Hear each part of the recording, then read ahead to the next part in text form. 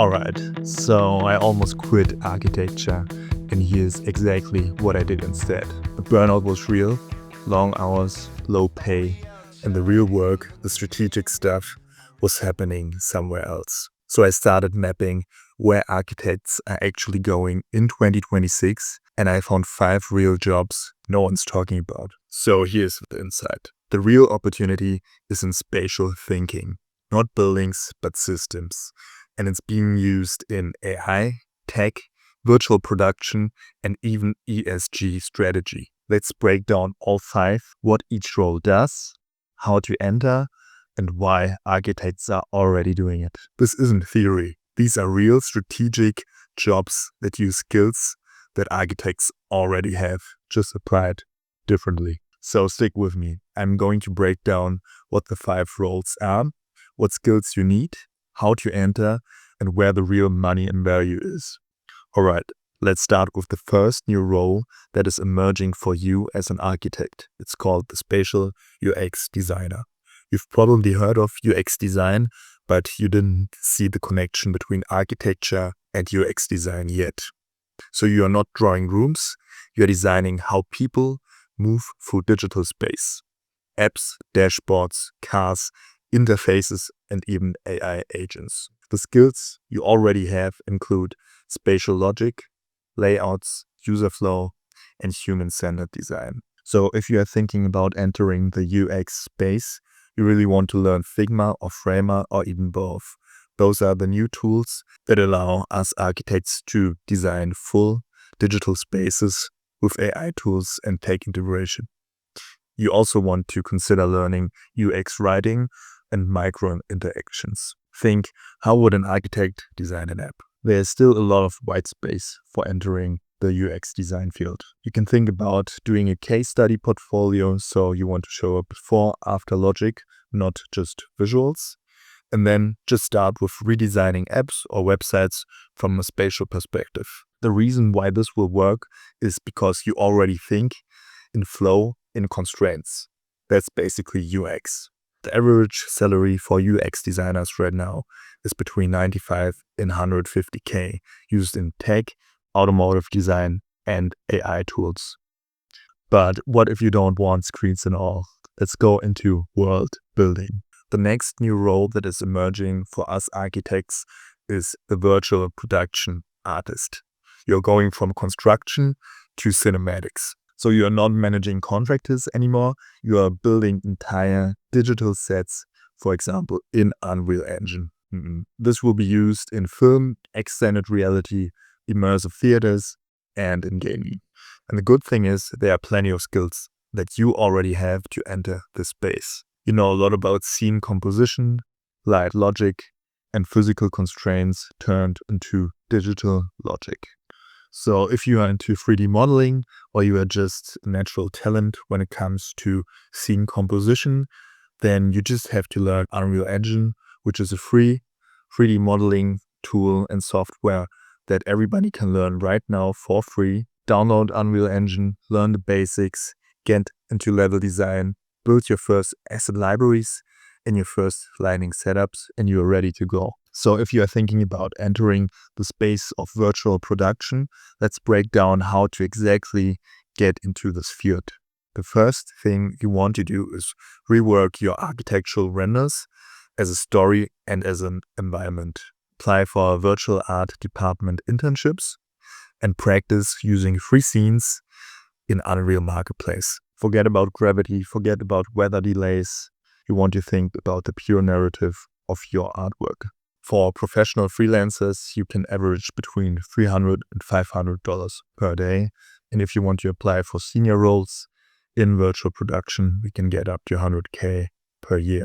But what if you want to work on real buildings that never stop evolving? Then you should consider getting a role as a virtual design construction lead for digital twins. In this field, you are no longer only designing PDFs and layouts, but you are designing the real digital twin as a living model. In the new age of real estate, buildings don't end when they are built, they become living systems. In this new field of BIM, building information modeling, you are taking the digital twin and tying it to real-world data.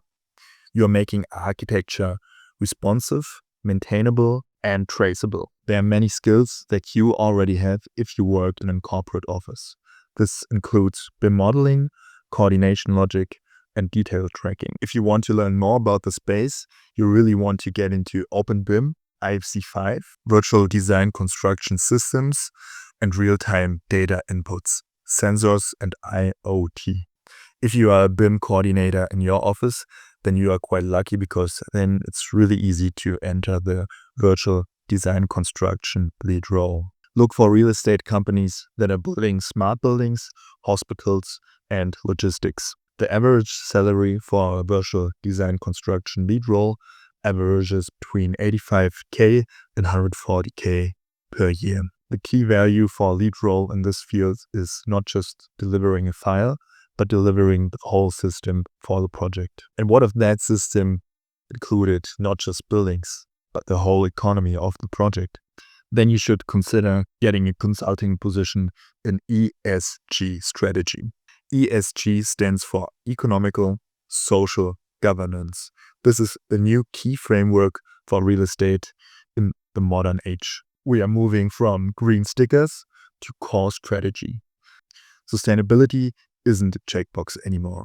It's a financial strategy. In this role, you're working as a consultant for real estate companies, showing them how to design buildings that meet their ESG goals. Managing circular systems, reusing, life cycle assessment, and material logic. There are already 3 skills that we as architects are already learning, which is including the material understanding, the life cycle thinking, and the regulatory framework. If you are interested in being a consultant in this field, you want to learn all about ESG reporting and circular design, which includes environmental logic in real estate. There are so many architects entering this field because A, you get way more money, B, it's really easy to enter because you just need a sustainability certification. You can start consulting in your own office, and then you can slowly transition into ESG compliance. Or you can just join ESG teams in large corporates or real estate. The key tools that you will be using in this field include material passports and creating life cycle assessments. The average income is ranging between 70 and 110K as a base, plus bonuses in consultancy. But what if you could predict what to build before the first sketch? Then you might consider the last field that we are going to talk about, which is PropTech and urban data. You're going from gut to predictive analysis. Architects are now telling investors where to build with real data. In PropTech, you are using urban data to predict value. You are simulating city-scale impact, and you are linking design tuition to return of investment. The main skills that you already have include site analysis, urban intuition, and scenario modeling. In this field, it's nice to have a little bit of coding basics, especially when it comes to Python or SQL. But it's also not a big problem if you don't have any coding background. There are many no-code analytic tools like SpaceMaker or Delph, which are PropTech platforms. If you are thinking about entering this space, then you might want to consider to redesign the site analysis that you have done before in university, in your previous job, and back it up with real-world data where you can use the tools I mentioned, where you can include some coding with Python, or you can just get more analytics into the site analysis. Then there are 2 ways of going about getting a job. You can freelance for developers, or you can start doing design and feasibility reports in the office for real estate companies. The average salary in real estate tech and startups is starting from 100K plus.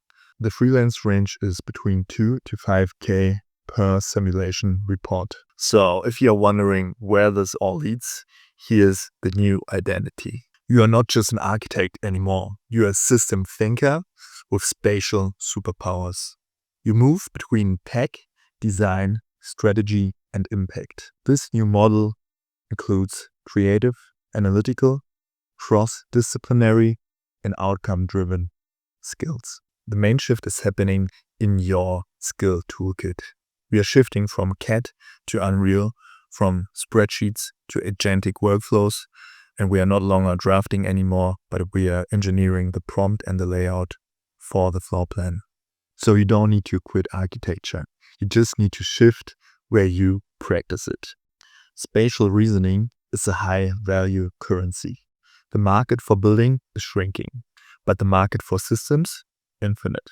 But here's the hard part: knowing which system you are built for, and more importantly, what asset to build around it. That's why I built something simple for you, a tool to help you map your skills and turn them into your first strategic asset. I call it the asset compass. It helps you answer 3 things. What's your natural skill shape? Which of the 5 roles fits you? And what's the first asset you can start building today? It could be a case study portfolio, a sample simulation, a prompt engineered system, or even a story world environment in Unreal. Whatever it is, it becomes your first lever. Something that works while you sleep, speaks while you learn, and it grows while you shift. So start building your own asset. You can find the link below and let me know which path you are shifting it to. This isn't about leaving architecture. It's about finally practicing at full power. So which path feels right for you, or are you building a new one? Drop it in the comments and subscribe for deep dives for each role.